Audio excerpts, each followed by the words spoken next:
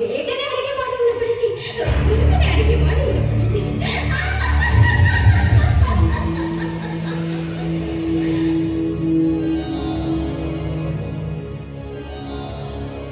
ಓ ವಾಯುಸುತ, ಓ ಅಗ್ನಿಪುತ್ರಿ, ಕೇವಲ ನಿಮ್ಮ ಪ್ರತಿಜ್ಞೆಗಳ ಪರಿಣಾಮವಾಗಿ ಹೊತ್ತಿರುವ ರಣಕುಂಡದಲ್ಲಿ ಪ್ರಾಣಾಹುತಿಯನ್ನು ಹಾಕಿದ ಅಭಿಮನ್ಯುವಿನ ಪರಿರಕ್ತದಲ್ಲಿ ಮುಡಿಗೆದ್ದು ದುಃಖದ ಕಿಷ್ಟಿಕಿಯನ್ನು ತನ್ನ ಎದೆಯೊಳಗಿಟ್ಟುಕೊಂಡು ಭ್ರಮೆಗೊಂಡ ಉತ್ತರೆ ತನ್ನ ಕಣ್ಣುಗಳಿರಿಸಿದ ವ್ಯಸನದ ಬಣ್ಣ ಬರೆಯಲು ಪಾಂಡವರ ಬಾಳಿನ ಇತಿಹಾಸಕ್ಕೆ ಕುರುಕ್ಷೇತ್ರ ದ್ವಾರವನ್ನು ಕಟ್ಟಿದರೆ ಕೇವಲ ನಮ್ಮ ಪ್ರತಿಜ್ಞೆಗಳು. ಆರ್ಯಪುತ್ರ, ಆ ಕೌರವ ಉನ್ಮತ್ತ ಖಂಡಗಳ ಕೇಂಕಾರ, ಧನಸ್ಸುಗಳ ಕೇಂಕಾರ ಮೀರಿದು ಮಾನವೀಯ ಮಮಕಾರ. ಅದಕ್ಕೆ ಪಾಂಡವರು ಕೊಟ್ಟ ಪ್ರತ್ಯುತ್ತರದ ಚಿತ್ರವೇ ಕುರುಕ್ಷೇತ್ರ.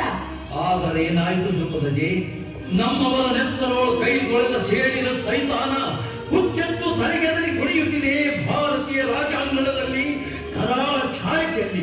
ಧರ್ಮಜ, ಕಡಲ ಕಡಲದಿಂದ ತಾಳಕೂಟ ಹುಟ್ಟಿದಂತಿದೆ ಎಂದು ನಮಗಿಂದು ತೋರುತ್ತಿದೆ.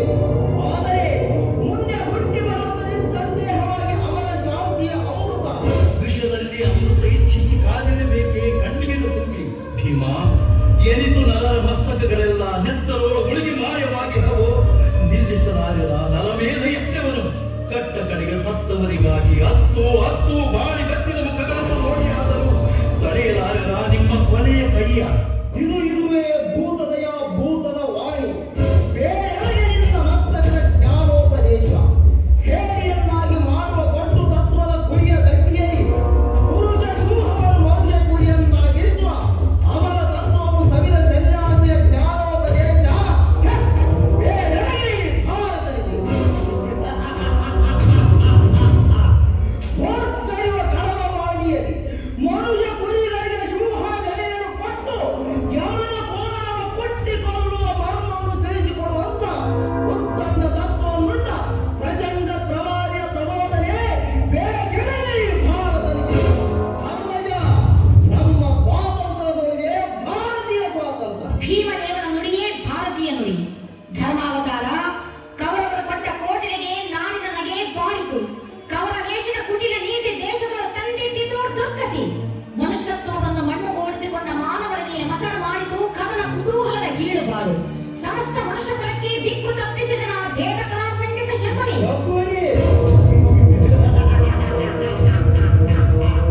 ಶಕುನಿಯ ಸ್ವರವಣಿಯ ವಧಿಸಿ ನೀರಿತು ಹಸ್ತಿನಾವತಿಯ ಮುತ್ಸದ್ದಿಯ ಮಂಡಲ.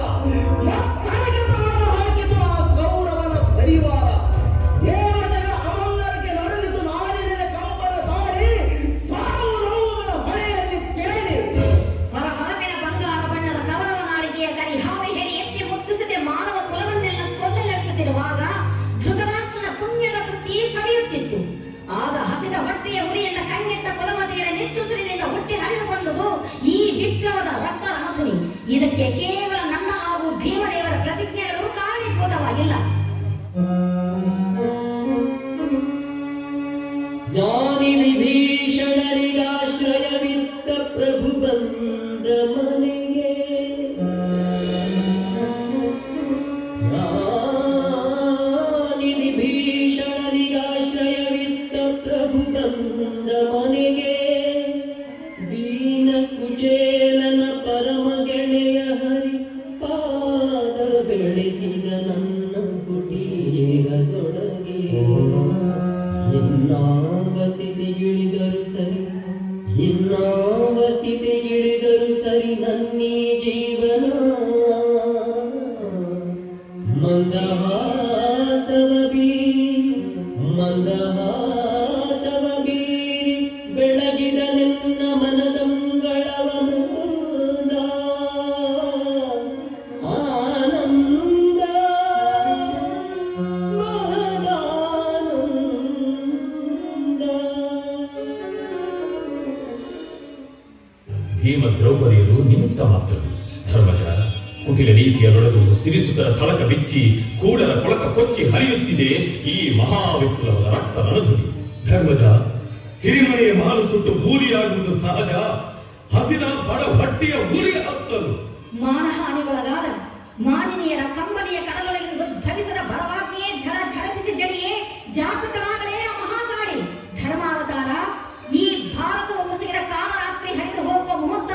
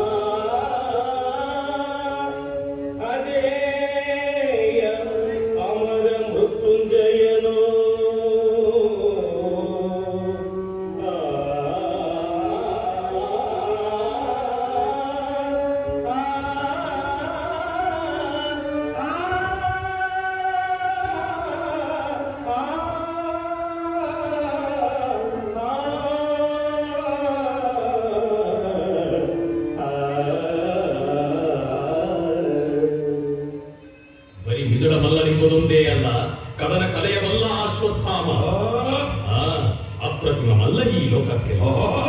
ಸಮಯವಿರೋ ಉಂಟು, ಅವಸರ ಬೇಡ. ಕೃಷ್ಣದೇವ, ಅದು ಅರ್ಧರಾತ್ರಿ. ಏನದ್ಭುತ ದೃಶ್ಯ! ನನ್ನ ಗಂಟಲಿಗೆ ಇಂದುಂಟಾದ ರಕ್ತ ಜಲಪಾತ, ನರಮೇಧ ಯಜ್ಞ ಪುಣ್ಯದ ನಾದ. ಅಯ್ಯೋ, ನನ್ನ ಕಣ್ಣು ಮುಚ್ಚಳಲ್ಲಬೇಕೆ,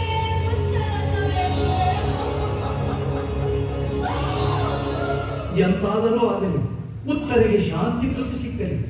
ಓ ಸಖಿ ಉತ್ತರೆ, ಶಾಂತಿ ಶಾಂತಿ.